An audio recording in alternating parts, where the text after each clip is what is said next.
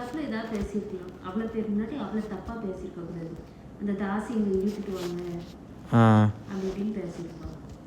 அதனால தான் போரே வந்துச்சு. கர்ணனையும் கொல்லணும்னு ஒரு கோவம் வந்துச்சு.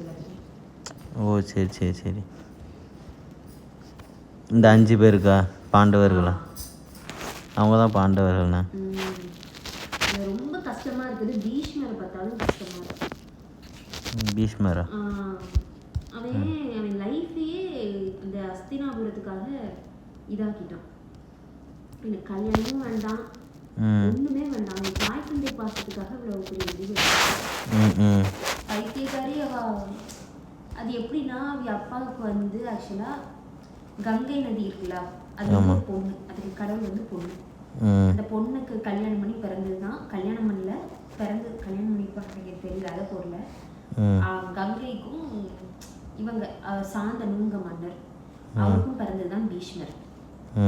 அப்போ மன்னர் வந்து தனியாவே இருக்க கண்டு யாரா இருந்தாலும் சரி பொன்னாசை வரதானே செய்யும். தனியாவே யாராலும் வாழ முடியும். எதா இருந்தாலும் ஒரு ஒய்ஃப் என்ன நினைப்பாங்க. அதே ஆசை அவனுக்கும் வந்தது. அப்போ ஒரு மீனவ பெண்ணை பார்த்து அந்த மன்னன் 2வதா கல்யாணம் பண்ணிக்கலான்னு ரெடியா இருந்திருக்கான். அப்போ பார்த்து கங்கை நதி தோன்றி பீஷ்மர் வந்து 25 வயசு ஆயிட்டு போல கொண்டாந்து விட்டு போயிருவா. அந்த மீனவக்காரி எதுக்கு அரசனை ஒத்து இருப்பானா, நம்ம பிள்ளைகள் நல்லா அரசாடலாம் அந்த ஆசையில சரின்னு இருக்கா. இங்க புள்ள ஒண்ணு வருது அப்படின்னு தெரிஞ்ச உடனே இவ கொஞ்சம் பின்வாங்குதா. நான் வந்தா பட்டத்து ராணியா தான் வருவேன். 2வது வந்தோன்னா அதுக்கு பேர் வேற. முதல்ல வர மனைவிக்கு தானே இன்னைக்கும் மரியாதை. நான் வந்தா பட்டத்து ராணியா வருவேன்ப்பா. அந்த உடனே இவன் வந்து யோசிப்பான். ஏன்னா மகன் பத்தியா சொந்த மகனையும் விட முடியாது. அதனால உன் ஆசை நிறைவேறாதுன்னு போயிருவான். போனது மட்டும் இல்லாம எனக்கு கஷ்டமா இருக்கு. ஏன்னா இவளையும் அவனால மறக்க முடியல. அவ பேரு சத்தியவதி, இந்த மீனவ பெண் பேர். அவளை வச்சு தொடங்குற கதைதான் இவ்வளோ பெருசா வந்திருக்கும். கடைசியில இவன் வந்து பேசுவான், என் அப்பா கவலையா இருக்காங்க. பீஷ்மரே வந்து சத்தியவதிட்ட என் அப்பா கவலையா இருக்காங்க, என்ன ஆச்சுன்னு கேட்பான். அப்பா சொல்லுவான், நீ தான் வந்துட்டல்ல, என் பிள்ளைகள் வந்தா என் பிள்ளைகளுக்கு மரியாதை இருக்காது. காவலரா இருந்து காவலராகவே. ஆமா தலை இது போர் வீரரை தானே ஆக்குவாங்க. மன்னனோட மகனை தானே அரசனாக்குவாங்க.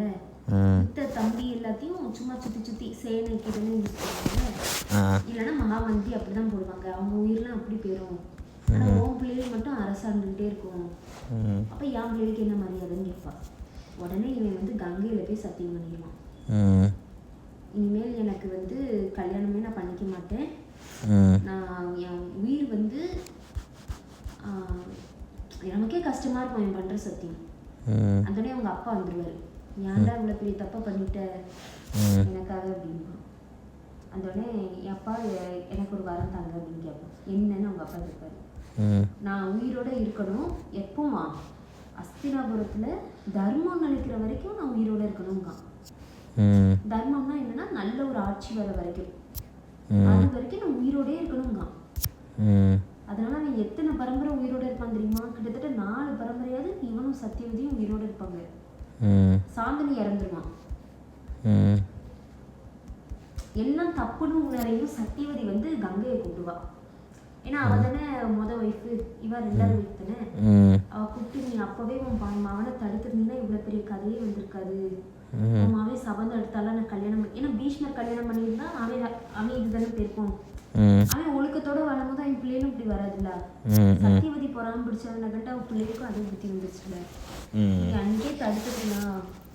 அந்த கங்கை சொல்லுவா, என் ஆத்துல எல்லாரும் வராங்க, நிறைய பேர் சபதம் எடுப்பாங்க, நான் எல்லாத்தையும் என் பிள்ளையா தான் பார்ப்பேன். மனசால வேணுமா அவன் என் பிள்ளையா நான் நினைக்கலாம், மற்றபடி எல்லாரும் எனக்கு பிள்ளைங்க தான்ருவா. அப்போ சத்தியவதி துறவு கொண்டுருவா. எனக்கு எதுவுமே வேண்டாம் அப்படின்னு ஒரு கட்டத்தில் போயிடுவா. அவள் முதலே போயிருந்தானே இவ்வளோ பெரிய கதையே வந்திருக்கு. ஆனால் இது ஒரு கதை தானே. நிஜங்காங்கடா. நிஜத்தில் எங்கம்மா இந்த மந்திரம்லாம் இருக்கு. இந்திரபிரஸ்தம்லாம் இருந்திருக்குல்ல, இந்த அரண்மனை அரை குறையமாக கிடக்குல.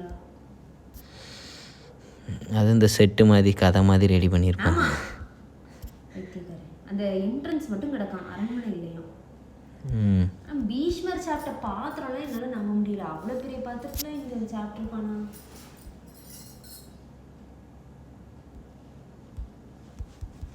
அவ்வளோ பெரிய பாத்திரம் இன்னும் இருக்கா? ஆமா, காஷ்மீர்ல. ம்.